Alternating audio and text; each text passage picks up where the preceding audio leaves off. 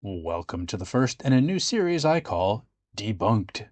My first episode deals with a personal pet peeve, the attribution of this quote to the Greek philosopher Epicurus. It's a pet peeve for a number of reasons, which I shall illustrate. Firstly, this quote is routinely posted by freethinkers, and yet never once is a source citation ever given. It's just asserted that Epicurus said it. Okay, but where did he write this? Hence we arrive at the source of my irritation. As Hitch stated, what can be asserted without evidence can also be dismissed without evidence. There's a very good reason why a citation is never provided for this quote, because Epicurus did not write it, and so we can dismiss that it was Epicurus. Let's dive deeper. This quote does not appear in any of the surviving writings of Epicurus.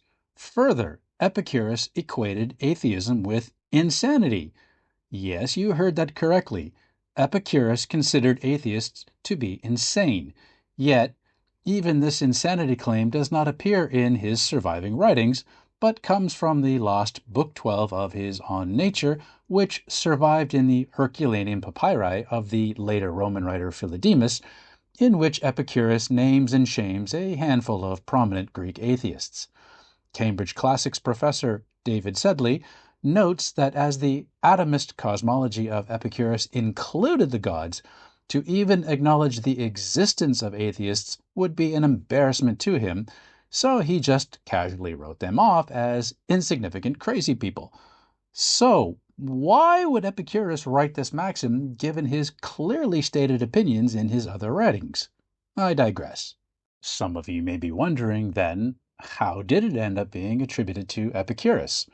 Well, the English formulation of this trilemma comes to us from the 18th century Scottish philosopher David Hume, who copied it from the 17th century French philosopher Pierre Bayle's Historical and Critical Dictionary, first published in 1697, and Bayle references the 3rd century Christian apologist Lactantius, who was the one who attributed it to Epicurus in his book On the Anger of God, a book directed at Stoic and Epicurean arguments. Therefore, as Epicurus was a believer in the gods who criticized atheists for being insane, the trilemma assigned to him by Lactantius and compounded by Bayle and Hume should be recognized as a mistaken attribution. So, the obvious question is, who did write it?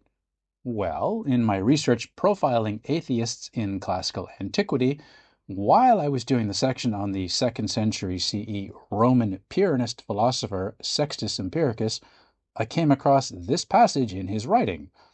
It bears a similar, though not precise, resemblance to the so-called Epicurean trilemma. Further, Sedley's Cambridge colleague and author of Battling the Gods, Tim Whitmarsh, concurred with my assessment on a podcast a few years ago, noting that the phrasing of the trilemma sounds more like a skeptical argument than an Epicurean argument. Did Lactantius simply mix up similar-sounding names? Epicurus versus Empiricus? We will probably never know how or why it happened. So, my fellow free-thinking secularists who like to post this Epicurean trilemma, please stop, give credit where it's due, and let's correct this historical misattribution by assigning it correctly to Sextus Empiricus. Thanks for watching. Please check out the other videos on my channel if history is your thing, and see you next time.